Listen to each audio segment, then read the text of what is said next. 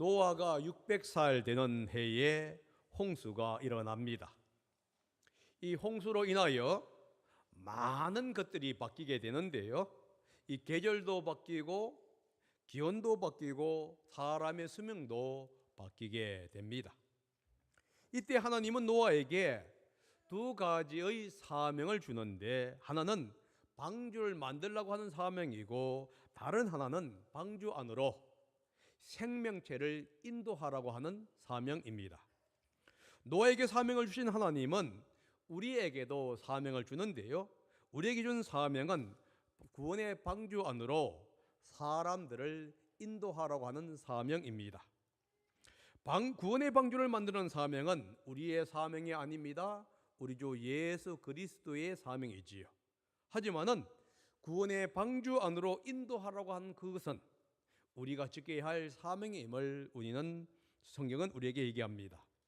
우리는 이 사명을 위해 존재하지요. 교회의 존재 목적은 영혼 구령하여 제자 삼는 일입니다. 이 목적을 위해서 먼저 성경은 가서 영혼을 주님께로 인도하라고 명령합니다. 가서 영혼을 인도하지 않고 제자 삼을 수는 없기 때문에 그런데요. 이제 저희들이 이 말씀을 가지고 이 말씀이 영혼 구령에서 제자 삼는 사역과 연결시켜서 말씀드리겠습니다. 1절과 9절은 방주로 들어가라는 명령에서 시작해서 방주로 들어간 사건을 기록하고 있어요. 주님께서 노아에게 직접 말씀하십니다. 정결한 짐승은 수컷과 암컷 7쌍씩을, 그리고 부정한 짐승은 수컷과 암컷 1쌍씩을 방주 안으로 데리고 가라라고 하는 명령과 함께 이 정결한 짐승뿐만 아니라 하늘에 나는 새도 수컷과 암컷 7쌍씩 데리고 방주로 들어가라고 명령을 합니다. 새변역에서는 2쌍씩이라고 기록이 되어 있어요. 그런데 여러분, 새변역을 갖고 있는 분들은 니은이라고 하는 각주를 보게 되면요, 그 각주 밑에 이렇게 기록되어 있습니다. 사마리아 오경과 70인역, 그리고 시리아 역과 불가타 역은 2쌍으로 되어 있다. 반면에 히브리 성경에서는 1쌍씩 되어 있다라고 얘기합니다. 사실 이 성경에 대한 많은 버전들이 있는데 그 중에서 이제 히브리 성경은 1쌍으로 되어 있고 다른 몇 개의 버전은 2쌍으로 되어 있다 하는 겁니다. 그래서 새번역은 이 사마리아나 오경이나 70인역을 따라서 2쌍씩이라고 기록되어 있고요. 저는 히브리어 성경을 따라서 여러분들에게 1쌍으로 말씀을 드렸습니다. 정결한 짐승이든 부정한 짐승이든 방주 안으로 들어가라 한 목적은 동일합니다. 씨를 땅 위에 남기기 위해서입니다.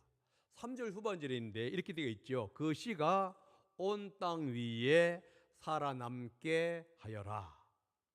하나님은 40일간 밤낮으로 비를 내려 모든 생물을 땅 위에서 없애버릴 계획을 세웠습니다. 하지만 자신이 창조한 생명체에 대한 긍휼의 마음을 가지고 있었다 하는 거예요. 그들을 홍수의 심판으로부터 살아남게 하기 위해서 하나님은 방주 안으로 데리고 들어가라고 명령했던 것입니다. 정결한 짐승과 부정한 짐승의 수를 왜 구별했는지에 대해서는 성경이 정확하게 우리에게 말씀하고 있지는 않습니다. 그런데 몇 가지의 힌트가 있을 수는 있어요. 창세기 8장 20절에 의하면 홍수 후에 노아는 하나님께 정결한 짐승과 정결한 새를 제물로 바치지요.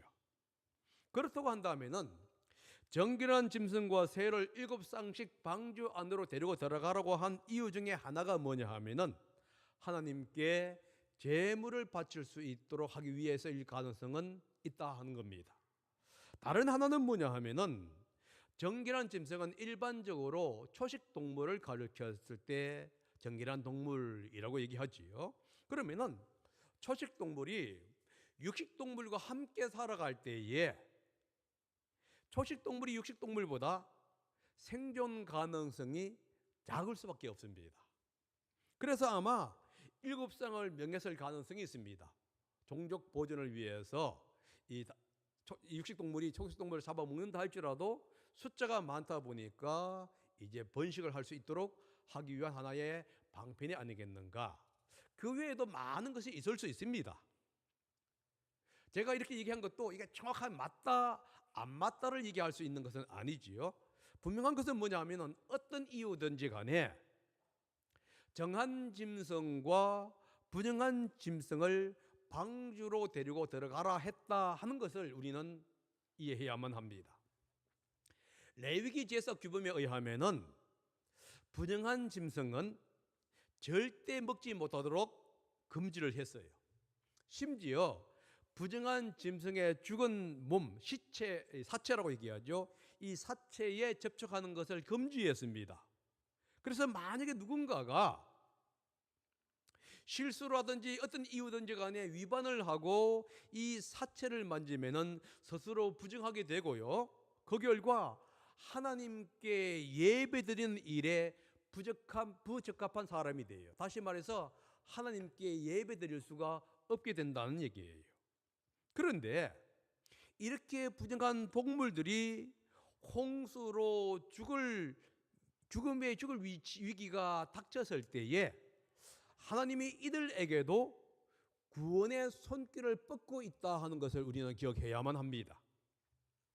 하나님은 노아나 정한 짐승만큼이나 부정한 짐승을 불쌍히 여기는 모습을 우리는 성경을 통해서 볼 수가 있는 거예요.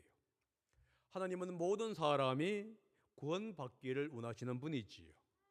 사람은 저마다 구원받아야 할 사람, 그렇지 말아야 할 사람 이렇게 구분하고 차별합니다. 그러나 하나님은 그렇게 하지 않는다는 거예요. 모든 사람이 구원받기를 원해요. 우리가 미워하는 사람, 싫어하는 사람조차 하나님은 그 사람을 사랑하고 있다는 사실을 우리는 기억해야 하는 거예요. 그들을 위해서 그들을 구원코자 하는 하나님 계획을 하나님은 가지고 있습니다. 그래서 우리 믿는 사람들은 이 하나님의 마음을 배워야 돼요.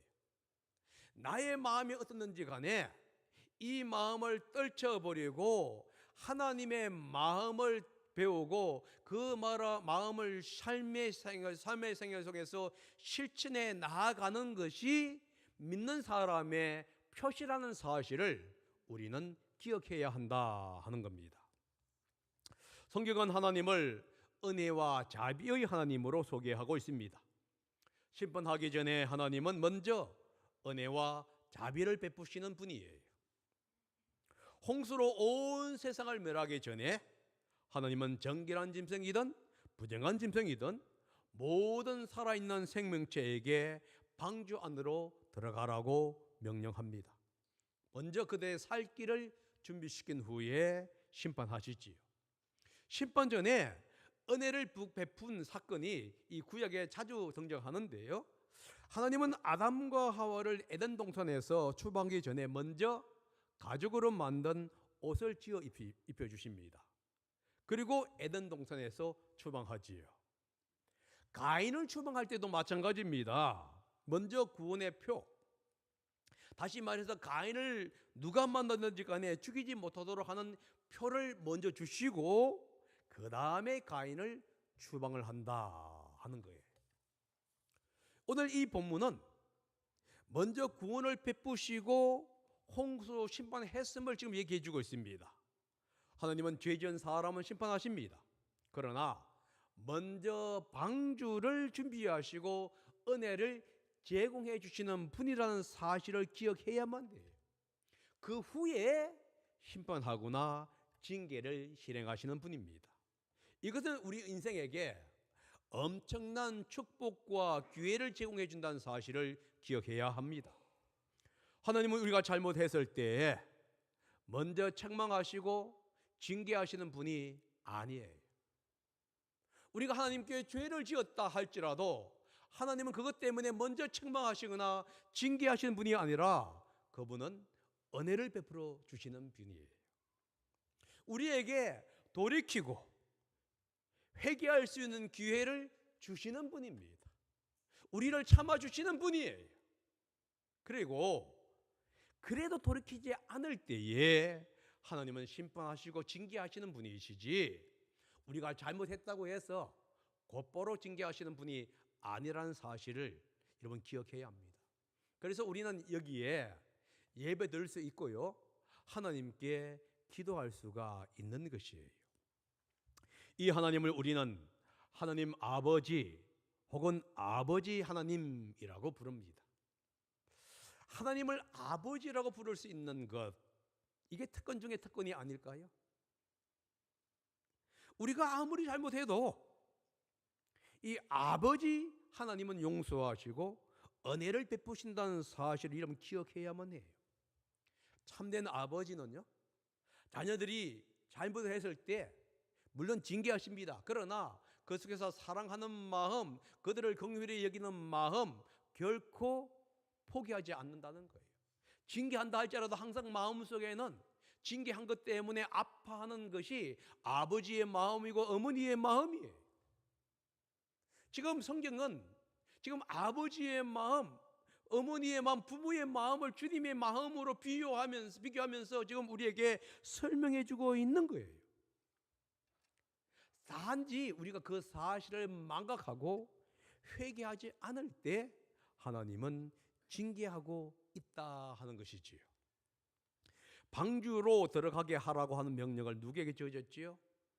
의로운 노아입니다. 1절에 보면 노아에 대해서 이렇게 얘기하고 있지요. 읽어보겠습니다. 시작. 내가 보니 이 세상에 의로운 사람이라고는 너밖에 없구나. 너는 식구들을 다 데리고 방주로 들어가거라. 하나님은 하나님의 사람을 통해서 구원의 역사를 이루신다는 것을 오늘 성경은 우리에게 말씀하고 있습니다. 이 구원의 역사를 위해서 하나님은 의로운 사람을 사용하시는데, 문제가 뭐냐 하면은 이 세상에서 의로운 사람은 너뿐이구나. 그러니 너가 식구들을 데리고 방주로 들어가라 라고 주님이 말씀하신다는 거예요. 세상은 죄와 불법으로 난무합니다. 그러나 노아는 의를 행했다 하는 거예요. 그래서 이 세상에서 의로운 사람은 너밖에 없다. 여러분 뭘 얘기하고 있어요? 여러분과 제가 의로운 사람이 아니라는 거예요. 여러분 자신을 돌이켜보게 되면은 내 안에 의가 없다는 것을 우리는 고백해야만 한다는 거예요. 지금 이것을 주님은 얘기하고 있는 거예요. 하나님은 심판을 계획하실 때조차도 인류를 구원할 계획을 세우셨습니다. 그래서 이 심판 속에서도 살아있는 생명체를 구원하기 원했는데, 이 구원하기를 원하는 하나님의 소원, 하나님의 뜻을 이룰 수 있는 사람은 노아 외에 없다 하는 이 안타까운 일이에요. 오늘날 많은 사람들이 하나님 없이 살아가고 있고요, 부정과 부패, 무법천지로 살아가고 있는 모습을 하나님은 지금 안타까워하고 있어요. 그래서 이 하나님의 공의로운 성품으로는 이들을 심판해야 합니다. 하지만 하나님의 사랑의 성품은 이들을 심판으로부터 구원하기를 원하는 거예요. 그 구원의 도구가 누구냐? 의로운 노아와 같이 의로운 사람들이다 하는 거예요. 하나님의 사람을 찾고 있습니다.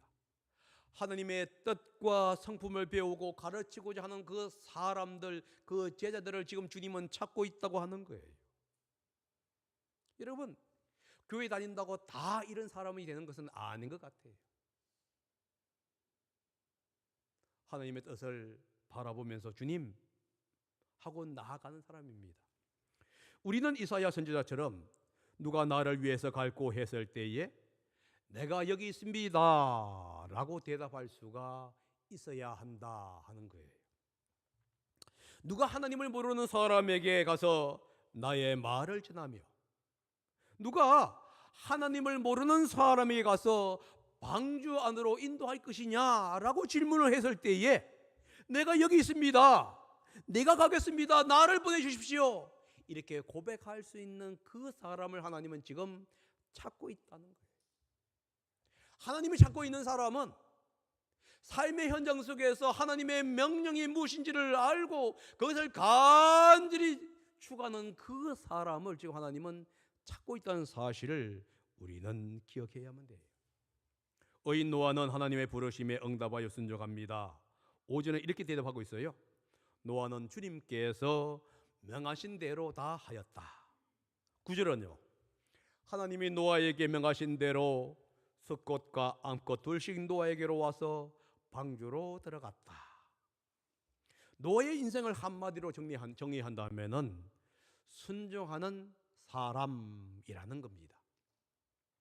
6장 22절에서 똑같이 얘기하고 있는데요, 노아는 하나님이 명하신 대로 다 하였다, 꼭 그대로 하였다 라고 하면서 노아를 순종의 사람으로 정의하고 있습니다. 노아는 의로운 사람이었습니다. 하나님의 은혜를 입은 사람이었어요. 그가 의로운 사람이었고 하나님의 은혜를 입은 사람이라는 것을 증명하는 방법이 뭐였느냐? 순종이라고 하는 거예요. 순종이 없는 한 그 사람이 의로운 사람이고 은혜를 입은 사람이라는 것을 알 방법이 없는 거예요. 순종은 그 사람이 의로운 사람이라는 것을 증명합니다. 또한 의로운 사람은 하나님의 말씀에 순종하는 사람이에요.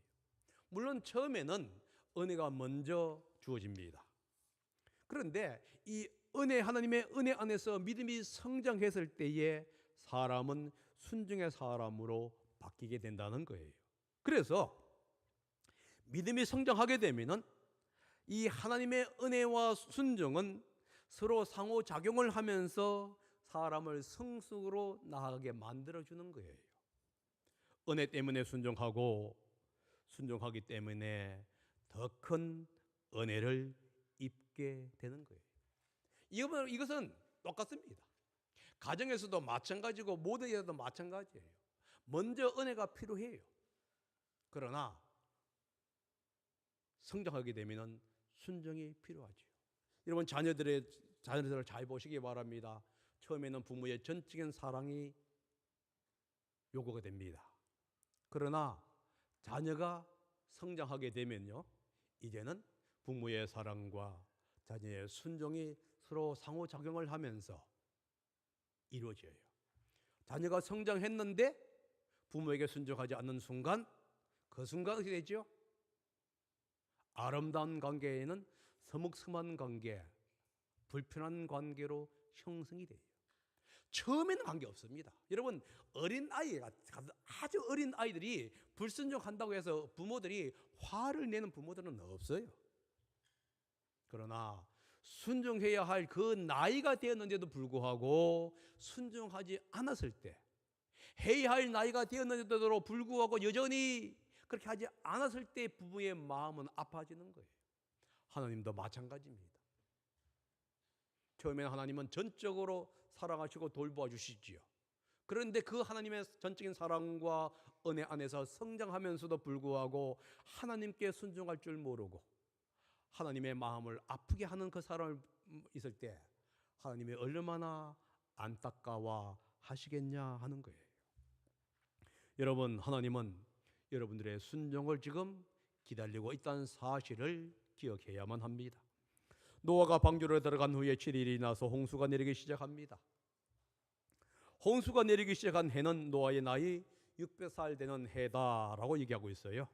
땅속 깊은 곳에서 큰 샘들이 터지고요, 하늘에서는 문이 열려서 홍수가 내립니다. 사실 반나절로 위에는 비가, 아래에서는 물이 흘러나온 거예요. 그래서 150일 동안 지구는 물에 잠겨 있다 하는 겁니다. 창세기 1장은 하나님이 하늘에 물을 둔 이야기를 하고 있습니다. 창조의 두 번째 날 하나님은 창공 아래의 물과 창공 위의 물로 나누는데요. 이 창공을 가리켜서 하늘이라고 얘기합니다. 그렇다고 한다면은 하나님은 하늘 아래의 물과 하늘 위의 물로 지금 나누었다는 거예요. 그런데 이 하늘 위에 있는 물과 하늘 아래에 있는 물이 함께 지금 쏟아져 나오는 거예요. 그러니까 이 물은 대격변을 일으키는 거예요. 물이 온 땅을 덮어버립니다. 방주는 땅 위에서 높이 떠올랐어요. 20절에 의하면은 높은 산들이 문에 잠겼으며 이 물은 높은 산보다 15자나 더 높았다. 다른 말로 말하면 한 7m 정도의 더 높았다는 얘기예요. 그러니까 완전히 물이 잠긴 겁니다. 땅이 완전히 잠겼어요. 그러면요, 모든 생물도 완전히 죽을 수밖에 없게 되는 것이지요. 그 결과 성경은 이렇게 갑니다. 땅 위의 모든 생물체가 다 죽었다. 여러분 21절에 이렇게 나가죠. 땅 위에 움직이는 모든 것들이 다 죽었다. 22절은요. 마른 땅에서 코로 숨을 쉬며 사는 것들이 모두 죽었다. 23절은요. 땅 위에 사는 모든 생물을 없애버렸다. 그리고 23절 또한 이렇게 가죠. 땅 위에서 모두 없애버렸다. 21절과 23절 세 구절은 죽었다, 없애버렸다를 반복으로 사용하고 있어요. 이 반복은 땅 위에 있는 모든 동물이, 모든 짐승이 다 죽었다는 것을 얘기하고 있는 겁니다. 이 물로 인해서 모든 것들이 다 죽었어요. 생명체도 다 죽었다는 겁니다. 여러분 그 이유가 무엇이죠? 이들이 습관처럼 죄를 저질렀기 때문에 그래요. 극악무도한 범죄 행위를 했기 때문이고요. 선을 조금도 행하지 않았기 때문에 그래요. 심한 방종에 빠졌으며 세상의 쾌락을 즐겼기 때문입니다. 비도덕적인 삶을 살았기 때문이고요. 그리고 그 삶을 회개하고 돌이키지 않았기 때문에 그래요. 그 결과 모든 생물체는 다 죽었다 하는 겁니다. 오직 살아남은 자는 누구지요? 방주 안에 있는 자들이라는 거예요. 방주 안에 있었던 노아와 노아의 가족입니다. 방주 안에서 살아 숨쉬는 정한 짐승과 분영한 짐승이지요. 여러분 방주 안에 있을 때에 죽음에서 구원을 받을 수 있다는 사실을 기억해야 합니다. 지금 이 3절이 이 사실을 얘기합니다. 한번 읽어봅니다. 시작. 이렇게 주님께서는 땅 위에 사는 모든 생물을 없애버리셨다. 사람을 비롯하여 짐승까지 길짐승과 공중의 새에 이르기까지 땅 위에서 모두 없애버리셨다. 다만 노아와 방주에 들어간 사람들과 짐승들만이 살아남았다. 우리는 노아의 홍수를 통해서 교훈을 배워야 합니다. 방주 안에 있을 때만 구원을 얻을 수가 있다 하는 거예요. 그런데 사람들은 이 교훈을 배우지를 못하는 것 같습니다. 예수님 시대나 지금이나 사람들은 노아 시대 때처럼 먹고 마시고 장가가고 시집가는데 온 정신이 팔려 있다 하는 거예요. 여러분 23절입니다. 마태복음 24장 37절부터 39절인데 한번 읽어봅니다. 시작. 노아의 때와 같이 이 인자가 올 때에도 그리할 것이다. 홍수 이전 시대에 노아가 방주에 들어가는 날까지 사람들은 먹고 마시고 장가가고 시집가며 지냈다. 홍수가 나서 그들을 모두 휩쓸어 가기까지 그들은 아무것도 알지 못하였다. 인자가 올 때에도 그래야 할 것이다. 이 말씀은 뭘 얘기하고 있습니까? 사람은 과거의 실패를 통해서 교훈을 배우지를 못한다. 요 얘기를 하고 있는 거예요. 여러분 먹고 마시고 장가가고 시집가는 것이 잘못되었다는 것을 얘기하는 게 아닙니다. 그들이 먹고 마시고 장가가고 시집가야 하는 이유와 목적을 알지를 못했다는 거예요. 목적 없는 삶, 방향 감각이 없는 삶이 문제라는 겁니다. 분명한 목적이 있어야 하는데도 불구하고 일반 사람들이 그렇게 하니까 하는 마음으로 따라서 살아갔다 하는 거예요. 하나님은 우리 믿음의 사람에게 분명한 목적을 주었어요. 먹고 마시고 장가가고 시집가야 하는 이유와 목적은 주님의 명령에 순종하기 위함입니다. 영원 구령에서 제자 삼는 삶을 살라는 목적을 위해서 우리는 살아가고 있는 거예요. 주님은 제자를 만들라고 얘기합니다. 제자를 만들라는 명령을 준수하기 위해서 우리는 먹고 마시고 장가가고 시집가야 한다는 거예요. 그런데 이 목적과 동기를 잃어버렸을 때에 홍수가 나서 그들을 다 썰어버리는데도 사람들은 자신의 처지를 이해하지 못했다 하는 거예요. 마치 뜨거운 물에 들어간 이 깨구리가 자신이 푹 삼겨지고 있다는 사실을 모르는 것과 마찬가지입니다.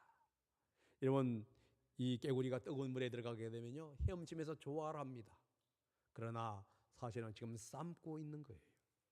오늘날 많은 사람들이 깨구리와 같은 삶을 살고 있다 하는 것이지요. 이런 사람을 보면서 베드로는 과거에는 물로 심판했지만 이제는 불로 심판하겠다고 경고를 하고 있습니다. 베드로후서 3장 5절에서 7절입니다. 한번 읽어봅니다. 시작. 그들이 이렇게 말하는 것은 하나님의 말씀으로 하늘이 오랜 옛날부터 있었고 땅이 물에서 나와 물로 말미암아 형성되었다는 것과 또 물로 그때 세계가 홍수에 잠겨 망하여 버렸다는 사실을 그들이 일부러 무시하기 때문입니다. 그러나 지금 있는 하늘과 땅도 불사르기 위하여 그 동일한 말씀으로 보존되어 있으며 경건하지 못한 자들이 심판을 받아 멸망을 당할 날까지 유지됩니다. 여러분, 홍수에서 살아남는 유일한 방법은 방주 안에 들어가는 거예요.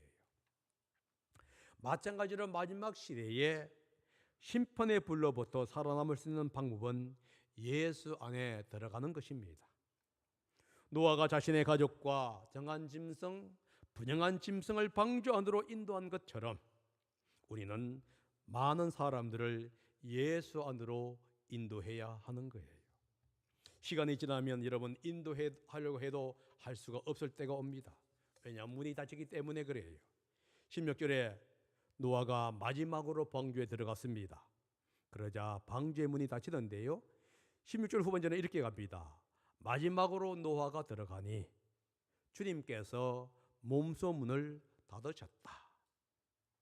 방주의 문을 닫은 사람은 노아가 아니라 주님이라는 거예요.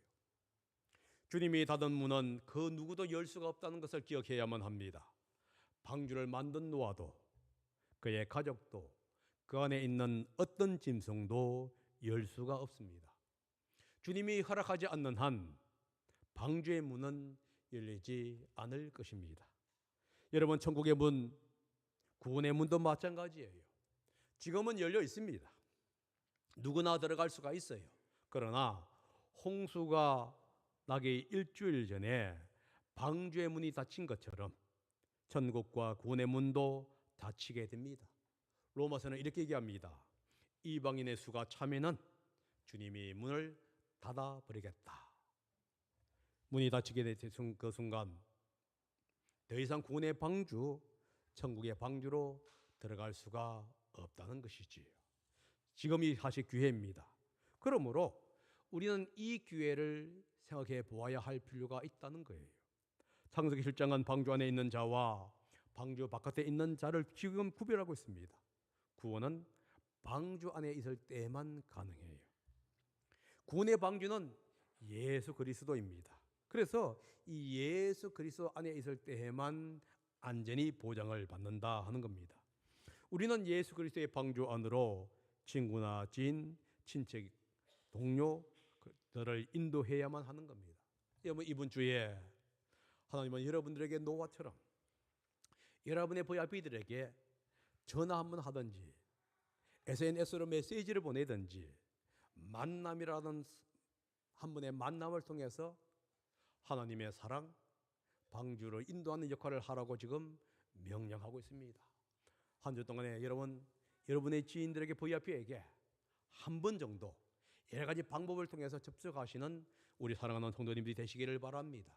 하나님은 노아와 같은 어려운 사람, 순종하는 사람을 찾고 있다 하는 것이지요.